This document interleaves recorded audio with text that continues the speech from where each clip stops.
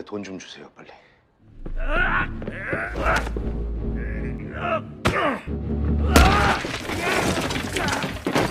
야, 저 양반 너무 쌀벌한 거 아니냐? Halo guys, gak usah panjang lebar, kita langsung saja. Film ini menceritakan tentang sebuah penculikan atau perdagangan wanita yang dilakukan oleh sekelompok penjahat untuk dijadikan kupu-kupu malam.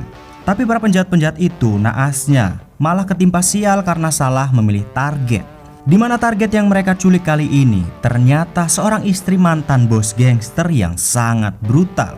Para penjahat itu pun harus berakhir babak belur karena telah menculik istri dari mantan gangster tersebut. Filmnya sudah dipastikan seru bingit, jadi langsung aja kita ke alur filmnya. Dan ini dia Unstoppable.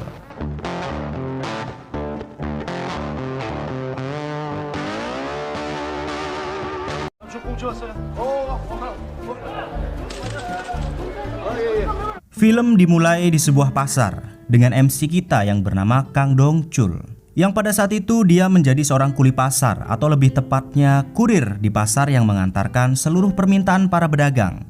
Dan seperti biasa, namanya juga pasar, pasti ada aja preman yang selalu mengganggu para pedagang di sana. Dan orang itu biasa dipanggil dengan nama Ketua Hang. 아니 무슨 씨발 조합장이 무슨 깡패야? Ketua Hang ini juga punya banyak sekali hutang dengan Dongchul yang belum dibayarkan atas jasa pengirimannya selama berbulan-bulan. Tapi Dongchul masih bisa bersabar menunggu itikat baik Ketua Hang untuk membayarnya. Dan tiba-tiba saat itu Dongchul mendapatkan sebuah telepon dari seorang kenalan lamanya yang mengajaknya untuk berbisnis atau berinvestasi pada seekor kepiting raja yang digadang-gadang apabila Dongchul mau berinvestasi pada kepiting raja ini, maka dijamin dalam sekejap saja ia akan menjadi orang yang sangat sukses. 계약금 여기 있습니다. 아 예. 이거를 봐봐. 에? 이게 어떠다? Singkat cerita, setelah selesai bekerja, Dongchul pun menjemput istrinya yang bernama Jisoo untuk pulang bersama. Dongchul tak enak hati ingin memberitahukan kalau dia sudah menginvestasikan seluruh uangnya pada kepiting raja. Karena pada saat itu keuangan mereka benar-benar sangat sulit. Bahkan hutang-hutang mereka juga sudah menunggak. Karena Dongchul tahu kalau Jisoo pasti tidak akan suka dia bermain investasi dan sejenisnya, ia pun lantas tidak jadi memberitahukannya kepada Jisoo dan lebih memilih waktu yang tepat untuk membicarakannya. 알았어. 그리고 뭐고 절대 안 돼. 아유, 알지 그럼. Beralih ke tempat lain di mana kita akan melihat pemeran antagonis di film ini atau seorang penjahatnya yang bernama Ji-tae. Dia dan anak buahnya pada saat itu sedang berada di sebuah apartemen untuk menghampiri seorang pria paruh baya, yang dimana tujuan Ji-tae adalah untuk menagih hutang kepada para nasabahnya. Namun karena bapak tua ini belum mempunyai uang untuk membayar seluruh hutang-hutangnya, lantas Ji-tae pun tidak pakai basa-basi, langsung segera menghabisi si bapak tua itu dengan cara yang sangat sadis. 소리 지 말고. 자, 셋하고 칠게. 하나, 둘, 셋. Namun ketika akan menghabisi si bapak tua ini, tiba-tiba anak perempuan sematawayangnya pun pulang dan melihat mereka yang sedang menyiksa ayahnya. Karena Ji-tae yang melihat si bapak tua punya anak perempuan yang cantik, lantas ia pun mengurungkan niatnya untuk menghabisi si bapaknya dan lantas membawa anaknya sebagai pertukaran atas hutang-hutang ayahnya.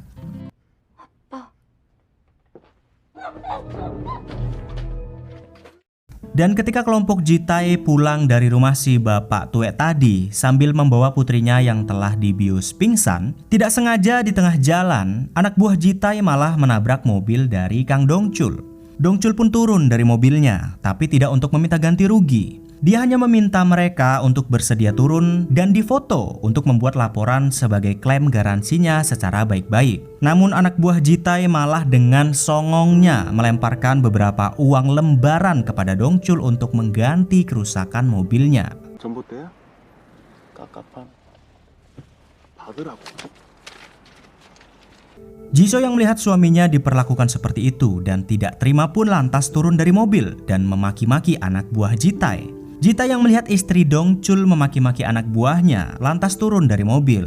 Namun bukan untuk menyela Jisoo, melainkan untuk menghajar anak buahnya. Ji-tae pun segera meminta maaf atas perlakuan tidak sopan anak buahnya itu kepada Dongchul. Tapi sepertinya Jitai malah tertarik dengan istri Dongchul.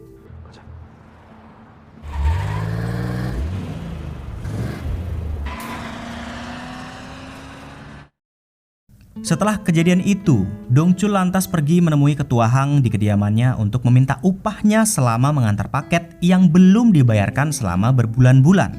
Dengan rendah hati Dongchul memintanya karena sangat membutuhkan uang itu untuk biaya hidup. Namun bukannya tahu diri, Ketua Hang malah beralasan tidak mempunyai uang dan hanya memberi sebagian kecil dari upahnya. Dengan legowo mau tidak mau Dongchul pun harus menerima uang itu. 오늘은 이것만 갖고 가 드리겠습니다. 나랑 일을 안 할 거야? Singkat cerita, beberapa bulan kemudian, Dongchul bersama temannya yang bernama Chun-sik menunggu kabar tentang kepiting raja investasi mereka dari Ketua Park. Tapi ketika Ketua Park memberi kabar kepada Dongchul, dia malah memberitahukan bahwasanya kapal pengangkut kepiting raja mereka ternyata harus ditahan di Laut Cina karena berbagai alasan. Dan mereka pun harus menunggu lebih lama lagi untuk kepiting raja itu sampai di Korea. Yang sepertinya Dongchul dan temannya sudah kena tipu oleh Ketua Park. 뭐라고? 여보세요. 나는 형한테 어떤 사람이야? Malam harinya Dongchul membawa Jisoo untuk pergi makan malam di sebuah restoran yang terlihat sangat mahal untuk merayakan ulang tahun pernikahan mereka.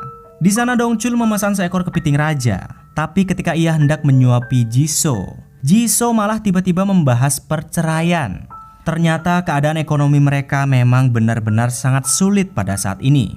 Bahkan properti mereka akan disita oleh bank. Untuk membayar uang kontrakan bulan depan pun mereka sudah bingung. Itulah kenapa Jisoo memikirkan untuk bercerai dengan Dongchul. 내가 금방 해결할게. 그럼 어떡해. Dan di saat itu juga Dongchul memberitahukan Jisoo untuk tidak khawatir tentang keuangan mereka lagi. Karena Dongchul telah melakukan investasi besar-besaran untuk bisnis kepiting raja yang akan membuat keadaan ekonomi mereka akan segera membaik. Namun mendengar itu semua, Jisoo malah semakin marah kepada Dongchul karena ya dia telah bermain-main hal yang tak pasti di kala keadaan ekonomi mereka yang sedang memburuk. Yang akhirnya Jisoo pun pulang sendirian ke rumah dan meninggalkan Dongchul di resto.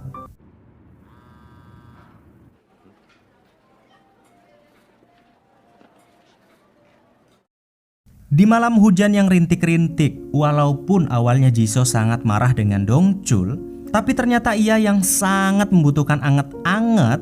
Jisoo segera meminta Dongchul untuk pulang ke rumah karena sudah nggak tahan pengen kelon. Mendengar permintaan istrinya itu tentu Dongchul sangat senang. Namun ketika Jisoo sedang menunggu Dongchul sendirian di rumah, tiba-tiba ada orang yang mengetuk pintu dan mendobrak masuk ke dalam rumah mereka. Yang ternyata orang-orang ini adalah dari suruhan Jitai yang pada malam itu hendak menculik Jisoo.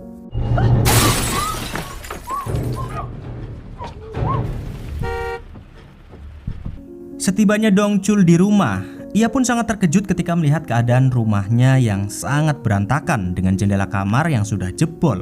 Dongchul yang sangat panik pun berlari ke sana kemari di sekitar rumah untuk mencarinya. Namun ia tidak kunjung menemukan Jisoo. Dongchul yang sadar kalau ini adalah penculikan, ia pun segera melaporkannya ke kantor polisi.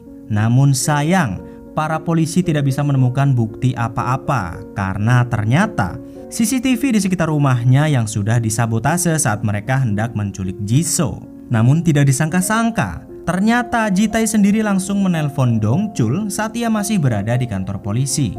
Ia meminta Dongchul untuk tidak melanjutkan laporannya atau ia akan membunuh Jisoo. Dan Jitai pun melakukan penawaran agar mereka bisa bertemu secara langsung untuk membicarakan semuanya. 2시까지 거기로 와. Keesokan harinya Dongchul segera pergi ke restoran belut untuk bertemu dengan Jitai di sana. Namun saat ia sudah menunggu selama berjam-jam, bahkan Jitai tidak kunjung datang menampakkan batang hidungnya. Hingga tiba-tiba ponsel yang tergeletak sedari tadi di meja Dongchul pun berdering. Ternyata Jitai beralasan tidak bisa menemuinya hari ini dan malah menawarkan sebuah uang yang sangat banyak di dalam tas tersebut yang ada di depannya. Ternyata uang itu adalah pertukaran atau bayaran untuk istrinya Jisoo agar Dongchul tidak merasa dirugikan karena Jitai telah mengambil istrinya. 그러니까 인기 많을 것 같아. 오케이? 뭐? Setelah menerima telepon itu, Dongchul lantas kembali ke kantor polisi untuk melaporkannya, sembari membawa uang yang diberikan oleh Jitai untuk menebus istrinya tadi sebagai barang bukti. Setiap hari Dongchul bolak-balik ke kantor polisi untuk melihat perkembangan kasus penculikan Jisoo. Namun, lagi-lagi pihak kepolisian bahkan tidak bisa berbuat banyak untuk bisa menemukannya, karena Dongchul sudah putus asa dengan pihak kepolisian.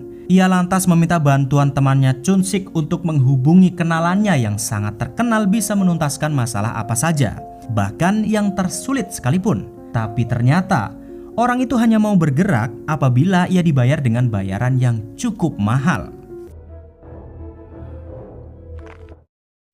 Dan di sini kita akan melihat sosok Dongchul yang sesungguhnya, di mana Dongchul pun akhirnya pergi ke tempat ketua Hang untuk meminta semua upah-upahnya yang selama ini belum dibayarkan dengan sorotan mata yang sangat tajam.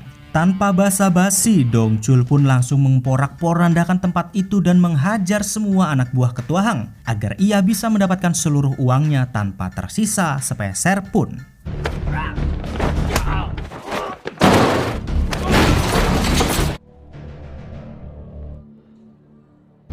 내 돈 가지고 와 빨리.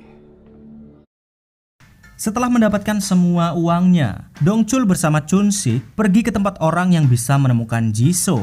Kita sebut saja si detektif. Namun karena tidak begitu percaya dengan detektif ini sebab kelakuannya yang tidak meyakinkan dan malah meminta biaya tambahan atas pencarian Jisoo, Dongchul pun memberikan waktu 1 hari agar si detektif ini bisa menemukan Jisoo. Kalau tidak, kontrak mereka akan batal.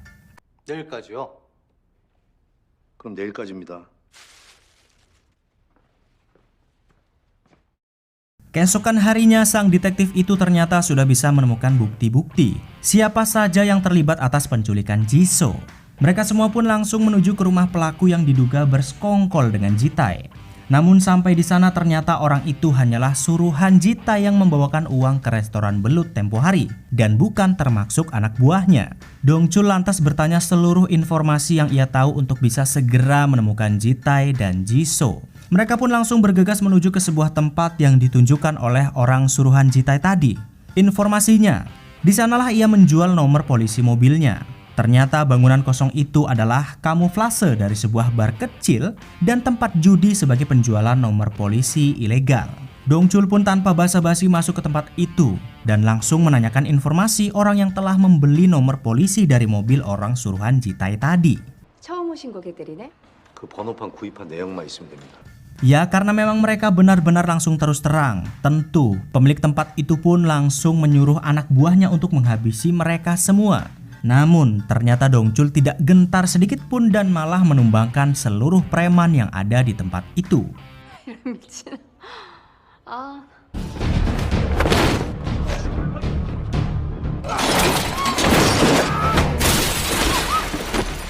Akhirnya mereka pun mendapatkan informasi di mana salah satu anak buah Jitai berada. Dan di sini kita akan benar-benar mengetahui identitas dari Dongchul yang sebenarnya. Chun-sik menceritakan bahwasanya Dongchul dahulunya adalah mantan dari seorang gangster yang sangat terkenal brutal dengan julukan Bantengnya dan tentu sangat ditakuti oleh semua kalangan penjahat. Namun Dongchul memutuskan untuk hidup damai dan menjadi orang biasa setelah ia bertemu dan menikah dengan Jisoo. Tapi karena kali ini Jisoo yang sangat ia cintai sedang dalam bahaya, terpaksa Dongchul pun harus kembali menampakkan jati dirinya yang sebenarnya. 빨리 가자. 진짜 잘못 건드렸. Beberapa hari kemudian, sang detektif itu kembali menemukan orang atau bukti-bukti untuk menguak siapakah sebenarnya Jitai dan di mana posisi mereka saat ini. Mereka menemukan seorang pria yang dahulunya juga mengalami nasib yang serupa dengan Dongchul, di mana istrinya diculik oleh Jitai. Lantas pria itu pun mengatakan yang sebenarnya tentang Jitai, bahwa benar dia adalah jenis orang gila yang sangat terobsesi dengan perdagangan wanita untuk dijadikan kupu-kupu malam di bawah kendalinya. Di mana Jitai selalu menculik perempuan yang rata-rata mempunyai masalah keuangan dalam keluarga mereka. Dan ia pun menebus atau membayar semua orang yang telah ia ambil istri atau keluarganya sebagai kompensasi. Dan rata-rata mereka semua pasti menerima uang itu sebagai kompensasi atas istri dan anak-anak perempuan mereka.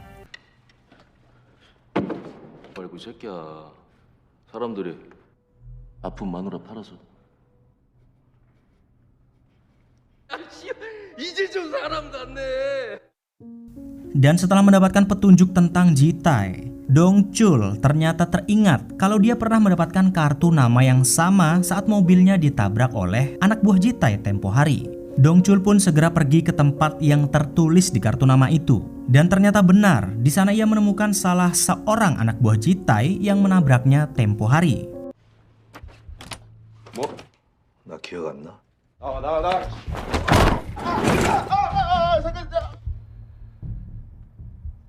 Dan ketika mereka akan menyiksa anak buah Jitai dengan menyetrumnya menggunakan aki mobil, tiba-tiba Jitai menghubungi Dongchul dan memperkenalkan dirinya dengan sangat bangga. Ia merasa sangat terusik dengan memberontaknya Dongchul. Padahal selama ini orang yang ia tawari uang dengan menjual istri atau anaknya tidak ada yang protes sama sekali. Lantas karena kesal, Jitai pun mengajak Dongchul untuk berlomba. Siapa yang terlebih dahulu bisa membunuh? Antara Dongchul lebih dahulu membunuh anak buahnya atau Jitai yang lebih dahulu membunuh Jisoo.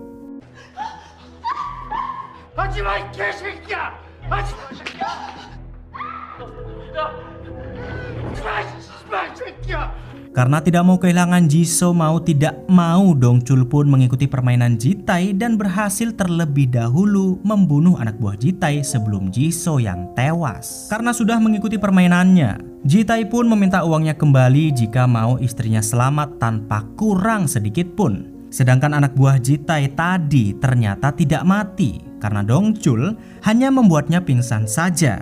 Lantas anak buah Jitai pun memberitahukan semua yang ia tahu kepada Dongchul bahwa benar selama ini Jitai selalu menculik wanita-wanita yang ia anggap bisa menghasilkan uang sangat banyak untuknya. Tidak peduli keadaan wanita itu seperti apa.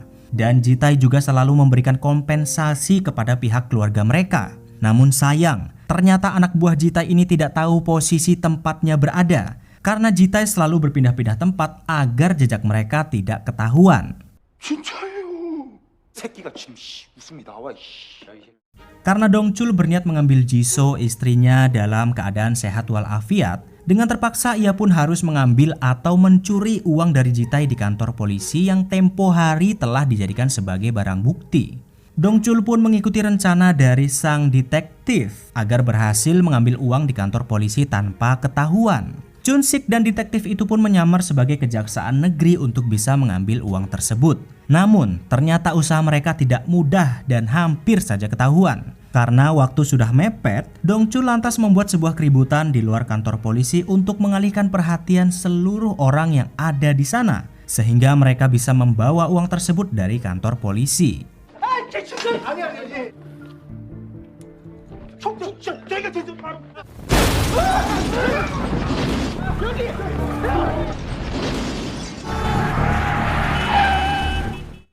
Sementara Dongchul membawa uangnya ke tempat Jitai, kita akan melihat Jisoo yang saat ini sedang berusaha mati-matian keluar dari tempat pengurungan mereka. Bersama korban lainnya yang bernama Soyun, Jisoo berusaha membuka paksa jendela tralis agar mereka bisa kabur dari sana. Dan ternyata ketika Jisoo sudah berhasil keluar dari jendela itu, sayangnya saat giliran Soyun, mereka malah kepergok salah satu anak buah Jitai dan Soyun pun harus tertangkap.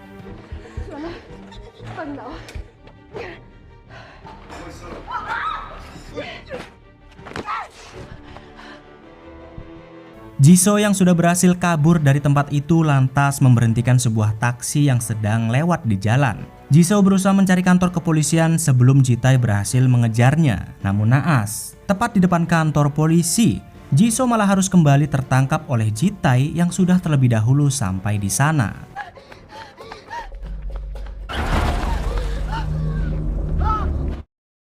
Sementara itu Dongchul yang sudah sampai di tempat persembunyian Jitai pun langsung menghajar dan membabat seluruh anak buah Jitai tanpa ampun sedikit pun.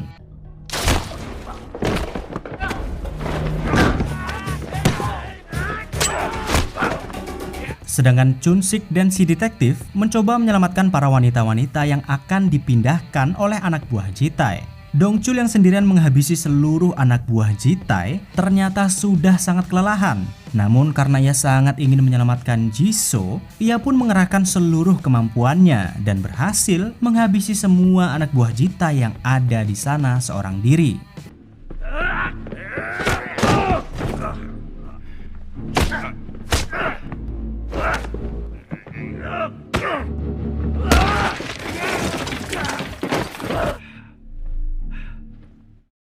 Setelah semuanya selesai, akhirnya pihak kepolisian berhasil menyusul mereka dan menyelamatkan para wanita yang diculik oleh Ji-tae. Sementara itu Dong Chul ternyata masih terus mencari Ji-so yang berhasil ditangkap kembali oleh Ji-tae. Di tengah jalan ternyata tidak sengaja ia berpapasan dengannya. Dan tanpa basa-basi Dong Chul pun langsung mengejar Ji-tae kala itu hingga terjadilah kejar-kejaran yang sangat panjang dan sangat menegangkan.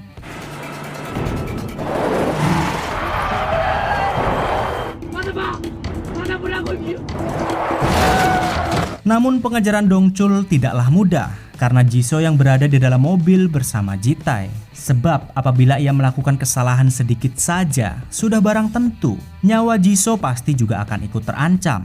Hingga sampai pengejaran Dong Chul yang berlangsung cukup lama. Tiba-tiba di tengah jalan mobil yang dikendarai oleh Ji-tae oleng dan terlihat akan keluar dari lintasan jalan. Karena Dong Chul tidak ingin Ji-so celaka, ia pun segera menghadang mobil Ji-tae tepat di depannya dan mengakibatkan Dong Chul yang harus terperosok keluar dari lintasan jalan.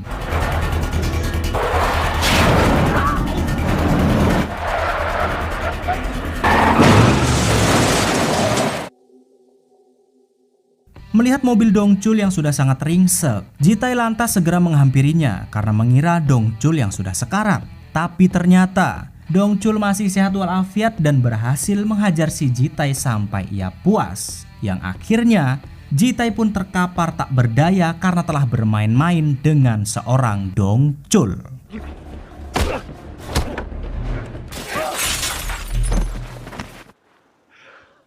잘못했어. 너무하네. Setelah berhasil menyelamatkan Ji-so dan juga beberapa wanita yang diculik oleh Ji-tae, kelompoknya pun berhasil diamankan oleh pihak kepolisian.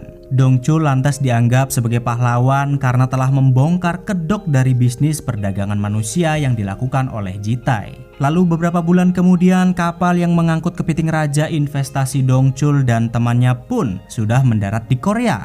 Yang ternyata investasi kepiting raja itu memang benar-benar ada. Berkat investasi itu, ekonomi Dong Chul kini benar-benar sudah sangat membaik. Bahkan kini Dong Chul sudah memiliki sebuah restoran kepiting sendiri untuk dirinya dan Ji-so.